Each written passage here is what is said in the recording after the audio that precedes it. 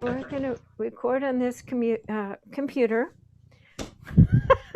And I'd like to welcome everybody today to, I call them the SOAR interviews with luminaries.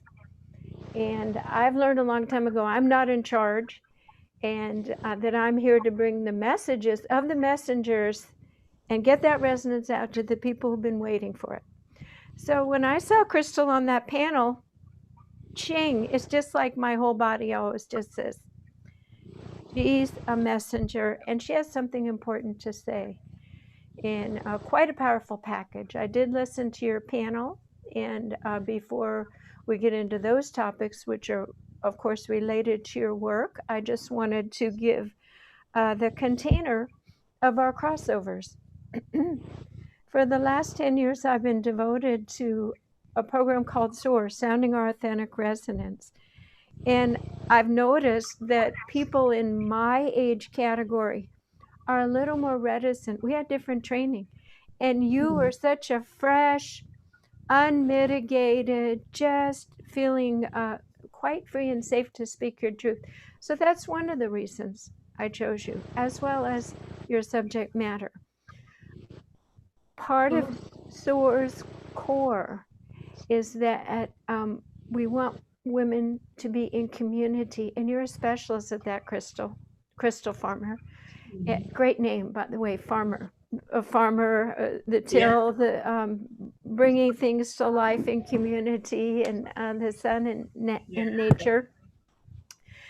So I chose you because you said that you have a list of all the different intentional communities. So for me, that was a huge hook. But first of all, welcome, Crystal Farmer. Thank you. Thank you. Thank you. Yeah. Thank you. I love your smile. I love your energy. And I'm in gratitude that you're spending this time here with not just me, but the community. This will be posted on my YouTube channel, which it's going global. I have a woman in India who is helping get views because I just condensed 3 YouTube channels together, so I lost a lot of viewers. Oh, But I'm yeah. generating out into every single country this information so that women are inspired and we are meeting the task of getting our messages out. Okay, so Crystal Farmer, who are you? I had to write up a beautiful little introduction. Crystal Bird Farmer is a North Carolina native active in the co-housing and polyamorous communities. Many love. An engineer turned educator, she speaks and writes about ways communities can be more welcoming to people of all backgrounds. You're a specialist of specialists. She also serves as a board member with the Foundation for Intentional Communities. That's my favorite word, intentional. Her book, The Token, Common Sense Ideas for Increasing Diversity in Your Organization, is out now. I can't wait. We'll talk more about that. Crystal is passionate about encouraging people to change their perspectives on diversity relationships in the world. So when I interview women, it's very important not just to see you sitting here pretty and smart and in your leader capacity, but what was it about your childhood? What was the grist? What was the challenge? Or just tell me a little bit about what the honing of the diamond that you are. Oh, sure. Yeah. So I grew up in North Carolina, and I come from a low-income family. I lived in a Black neighborhood, and that neighborhood had a lot of challenges that many neighborhoods have had, where it was crime. There wasn't a lot of economic opportunity. There was drug use. So I've had several family members die from drug use and alcohol use, and the one thing that my parents really wanted me to do was to get out and be successful. So, I grew up kind of with that idea that I needed to leave my community in order to be happy. And, I tried that, but eventually I figured out that coming back to my community, serving my community was a way that I could contribute instead of just leaving it behind. Now, often when parents want something different or better for their children, they gently push them out of the nest towards education. Was that in your case? Mhm. Tell me about your Yeah, education. so my parents hadn't gone to college. They did community college, and my mom eventually got a bachelor's degree. But that was kind of the goal for me and my sister, was to go out and get a college degree. So I went to University of South Carolina. I actually got two bachelor's degrees, one in engineering and one in Russian, just because I had too much free time, I guess. So So you have an engineering mind to understand the building blocks, the systemic moving parts to engineer a community. That's amazing. That hmm is a wonderful thing to have the masculine and feminine balance so beautifully. So you have created a hmm few really powerful questions, but I want to start with my questions because I don't want to run out of time. So we'll okay, go, don't worry, yeah, we'll no. do our best to get them all in.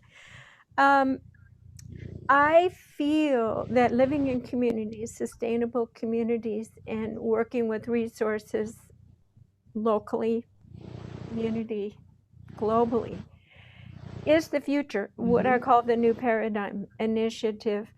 Um, do you see these communities, the circles that it creates, as an important aspect of the future potential continuation of our planet?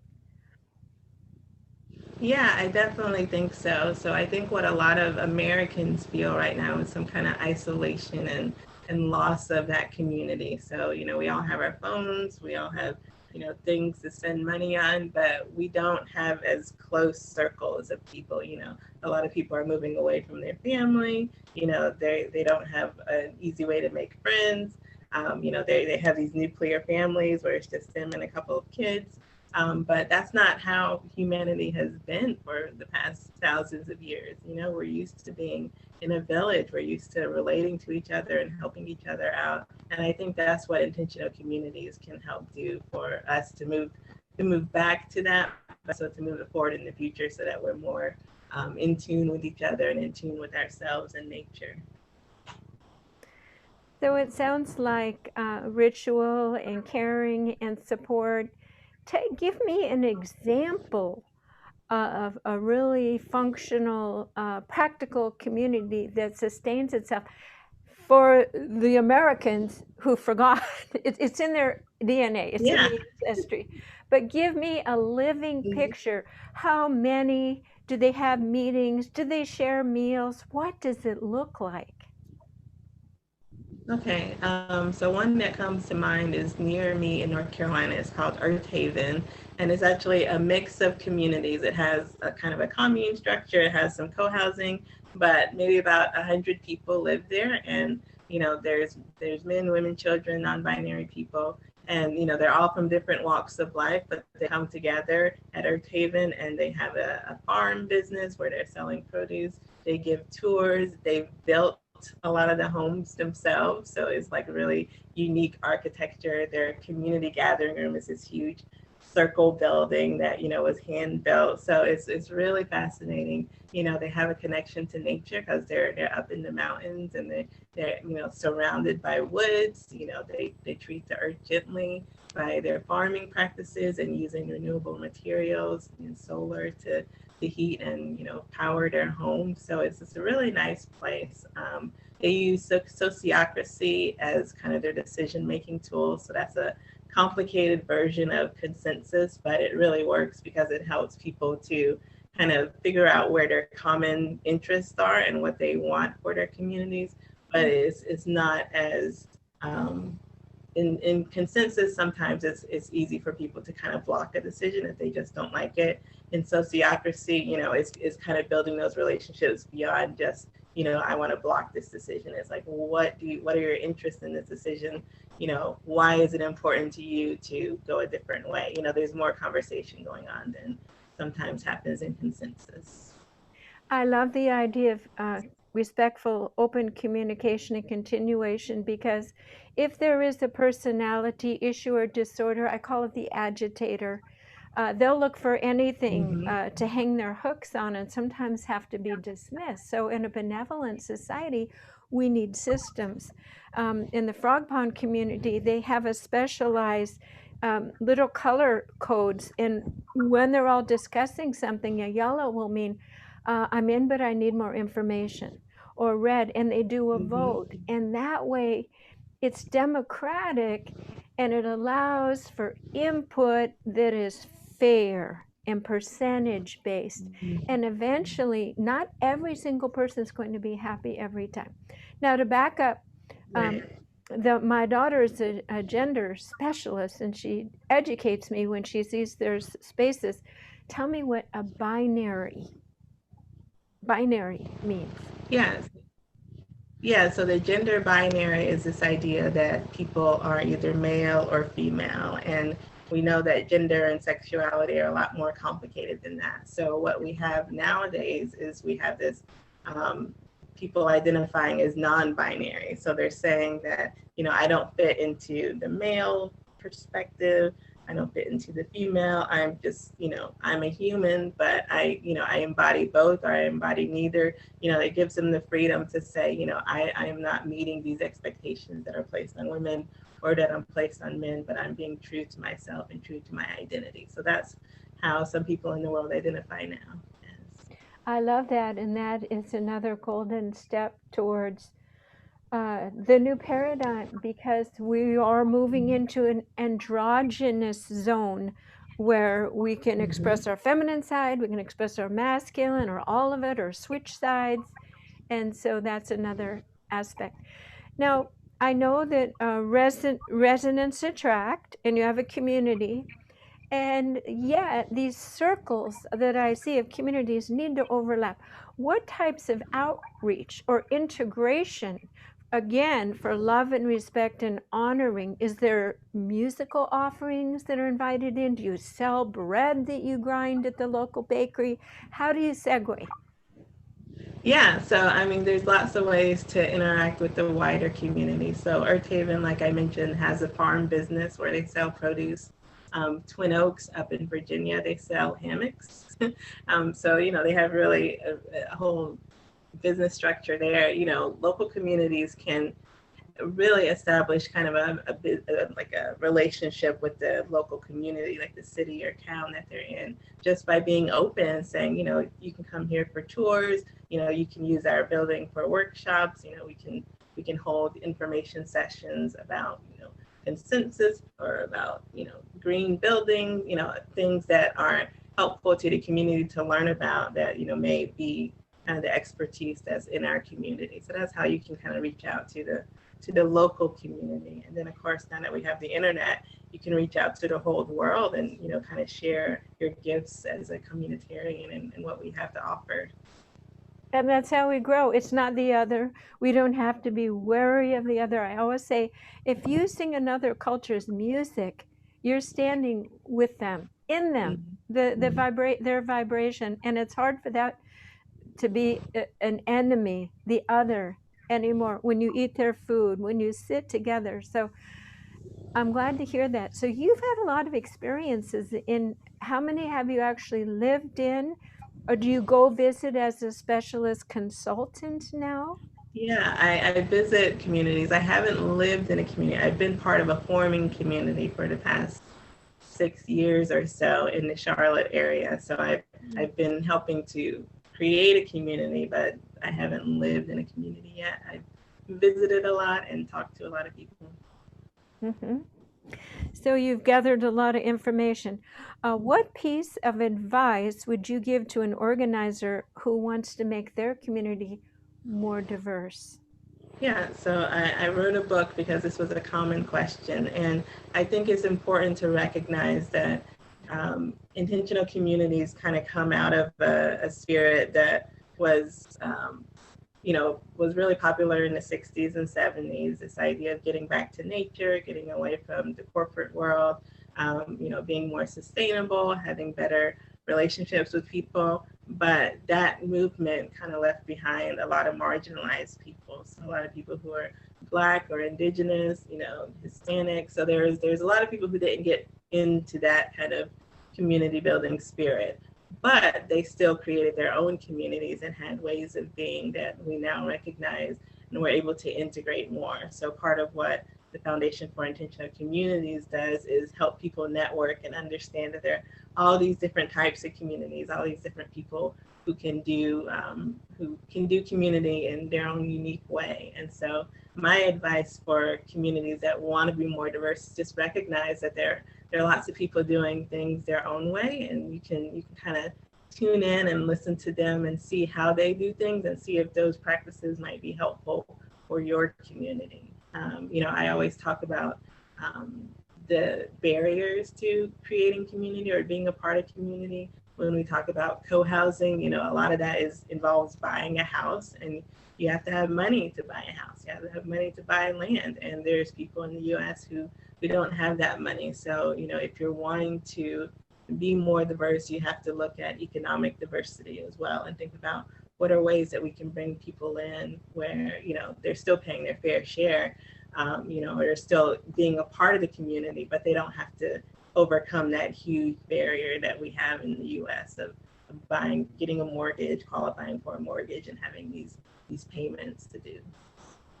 It's very strenuous and stressful to Mm-hmm. try to make a living now, and the indigenous ways of community support, even if they were migrant tribes, Mm-hmm. they've been so displaced and demoralized and destructured.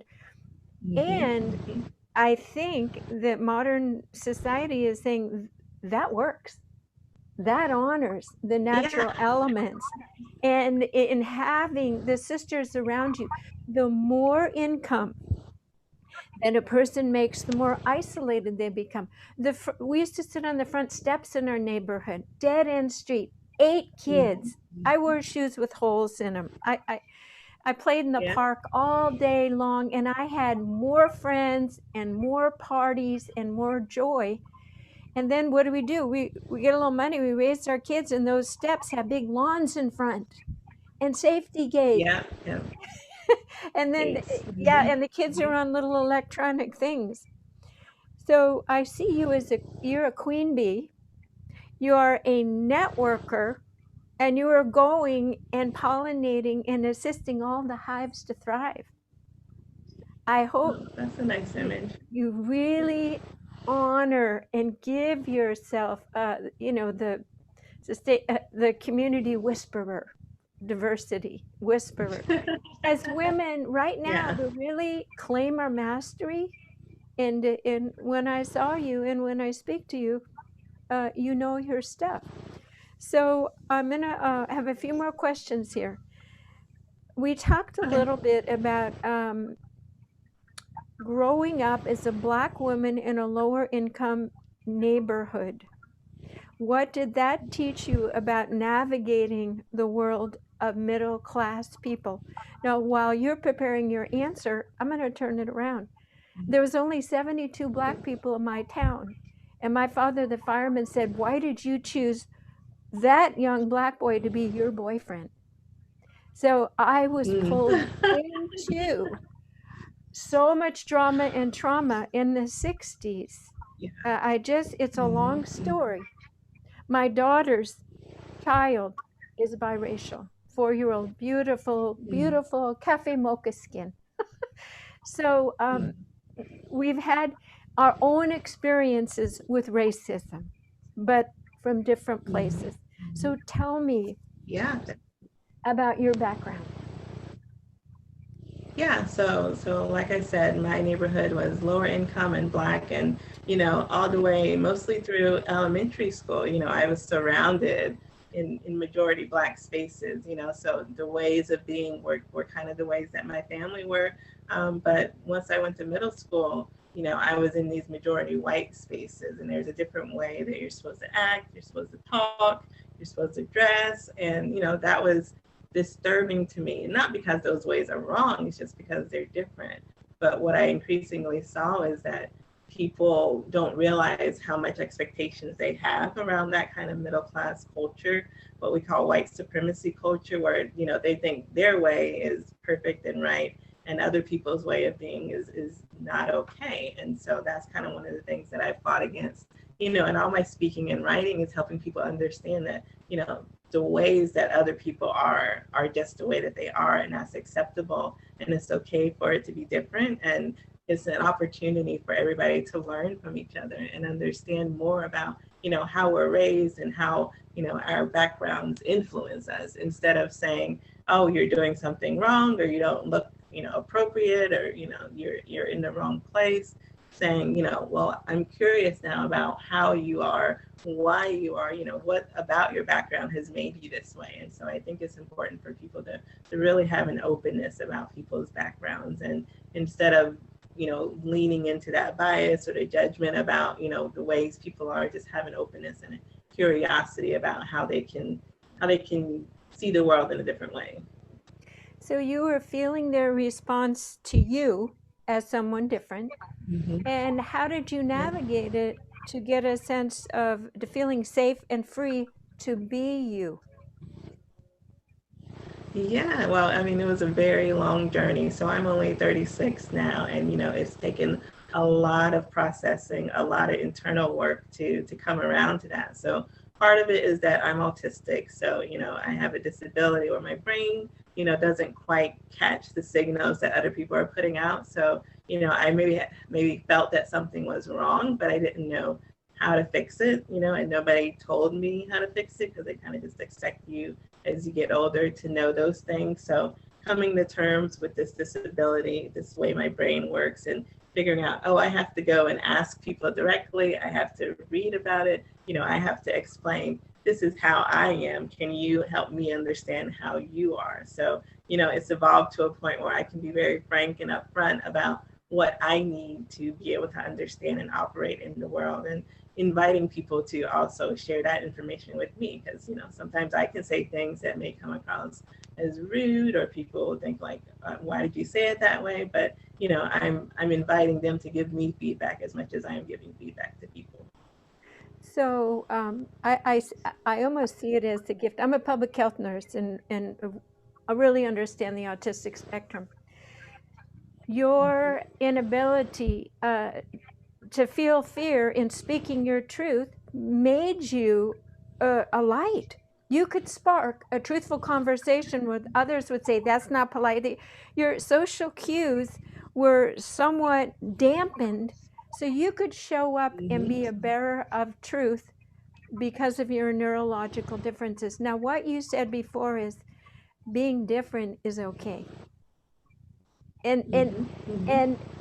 and you see, your toolkit was fashioned for you so perfectly. I can see that you're Yeah. very intuitive, but the way your brain engages socially, you can't sometimes look at a person and say, oh, I can't say that to that person because of this and this and this. In other words, there's the movie South Pacific. You've got to be carefully taught how to be a racist from the beginning, carefully Mm-hmm. taught the nuances of labeling and judgment. An autistic person, those teachings don't stick. You are who you are. You say what you think. You show up. So that's wonderful. It's almost like let's see, Queen Bee, you're like the Mrs. Rogers, Mr. Rogers of it's okay to be different. Let's talk about it. Yeah. Let's talk about the untalkable. Let's Mm-hmm. talk about the uncomfortable. And that's what I Yeah. saw you doing in the panel the other day, talking about the uncomfortable Mm-hmm. freely, softly, and safely. So I really do think that you were a great gift for all those white kids at school, too. Hey, why are you looking at me like that? Yeah, we do things different. I look different. There you go. Okay. Mm-hmm. Mm-hmm. Yeah. That I got a little shortcut in my brain, I guess, because of all that. So yeah, definitely. that's amazing.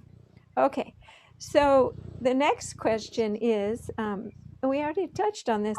How does being autistic influence your view of the world? Yeah, so we did talk about it. So, I have this very mechanical brain where, I see rules and guidelines and just kind of like the way things should be. And so it's easy for me when I see a situation, you know, when it comes to, especially when it comes to people, for me, it's just like, okay, do this, do this, do this.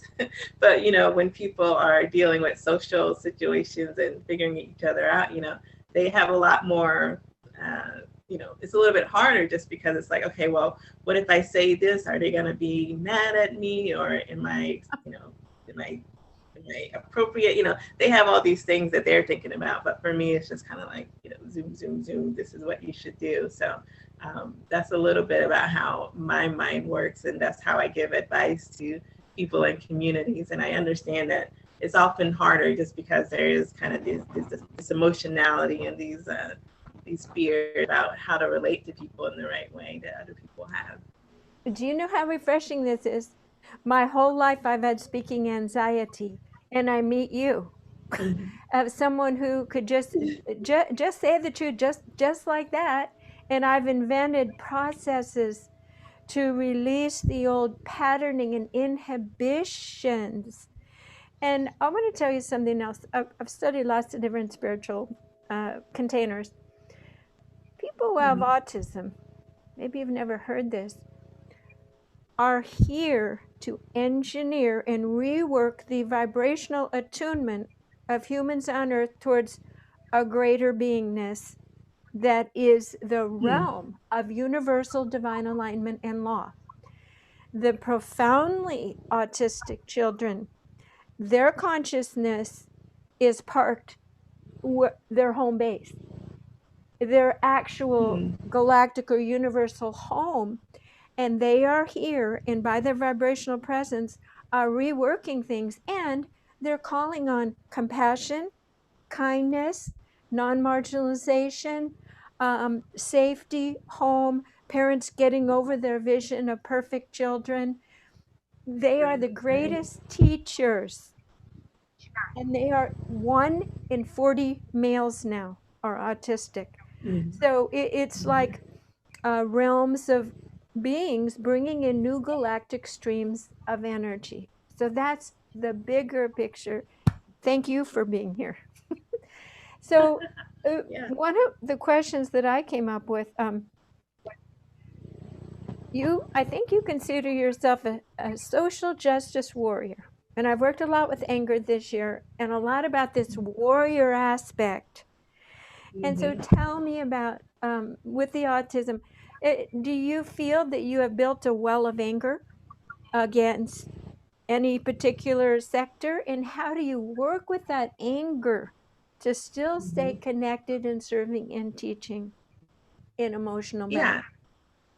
definitely. So I don't know if what I have is anger because, another part of autism is, just this kind of lack of depth, I guess, of emotion. I have what I might think of more as like a sense of righteousness. Like when I see unjust things going on or I see things that are hurting other people, I feel like, that's wrong and there should be a way to fix that.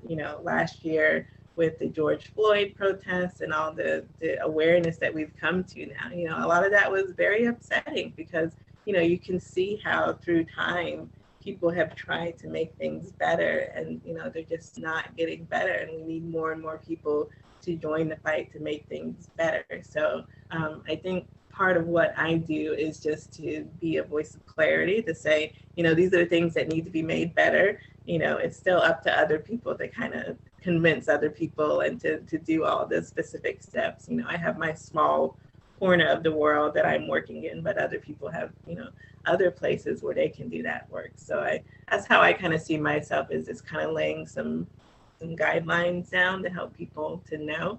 And then, it's really important for me to do self-care, that there's a whole lot going on, but I can't always be in the fight. I do have to take time for myself and just kind of relax, focus on my daughter, focus on my health, focus on, my family and just kind of relax into that sometimes before I go back out into the world. Very, very beautiful advice. Getting that sacred space all set up. Um, Mm-hmm. so it's what I call righteous anger. When there's an injustice, And you see it's somewhat Spock-like to say, well, how's that working for you? I mean, that's not right. And Right. what a refreshing voice in the trees of people of political correctness, of social positioning and posturing and money and et cetera, et cetera, et cetera. And guess what? That's not going forward. Those are low vibrational constructs, fear-based, and they are not moving forward. So I see you in the front of the parade. And what you said was, I'm not here to do everything. I'm doing my part. I'm Yeah. standing on my node of light. All right, I've got to get it right here. Since I haven't talked to you that much, everybody that knows me knows that if I'm interviewing you, you are holding a node, and we are going to bring light in new forms and engineer harmonic, mathematical, new everything on the earth that is sustainable, benevolent, loving, and blah, blah, blah. So I'm glad I found Crystal Farmer here today. And what you said was, I'm not to do this and this and this and this and this. I'm to be a resonant litmus test of, hey, I'm seeing this truth. Just you're acknowledging your gifts and who you are, and you're doing it. And that's why I interviewed you today. Oh, thank That's what I see. you. Okay. That's And the self-care is important. That's how to deal with anger. Okay, just the last little fun, fluffy question. Um, Tomorrow's Easter. Do you have any family traditions or fun plans or with your family or We've already done the Easter egg, thing. So we've got our Easter baskets and all the chocolate. This year we did do some quail eggs with 4-H. So we have some little eggs in the incubator. We're waiting to happen. So that's a really, really cool thing to watch. So, a real live warming? They're growing inside and they're going to hatch. yeah, Wow, that's a real Easter. That's yes, a real birth. Little really. peeps. I'd love to come over and see those. Where are you living now? I'm in Gastonia, North Carolina, so I'm in my dad's house, and it's just a little, community cul-de-sac thing. That's where I live. Okay. Okay. So tell people how they can get your book. Say the title and where they Mhm. can get your book. Okay, so my book is called The Token: Common Sense Ideas for Increasing Diversity in Your Organization. And you can get it at my website, crystalbirdfarmer.com, or you can get it from New Society Publishers. And anywhere that sells books, you can buy it from. Now say your website really slow again. Okay, it's crystalbirdfarmer.com. How do you spell bird? BYRD. Okay, and don't worry, I'll put a little note. I do some editing. I add music, and I'll put your website right there. Well, I never know when I invite a total stranger for an interview what I'll find out. And I think Yeah. what I just found out is so joyful. I want everybody to know about you. I want to know about every woman and her gifts and her mastery and her struggles. And today the spotlight is on you, and I'm so thankful that Oh, no, that I you see really this. appreciate the light that you shone on me. That was very revealing. So, yeah, It's appreciate very that. real, Crystal. I can't tell a lie. I lose my golden ticket to do these interviews. Much love. Yeah, all right. We'll see you later. All right. Take care. Bye bye.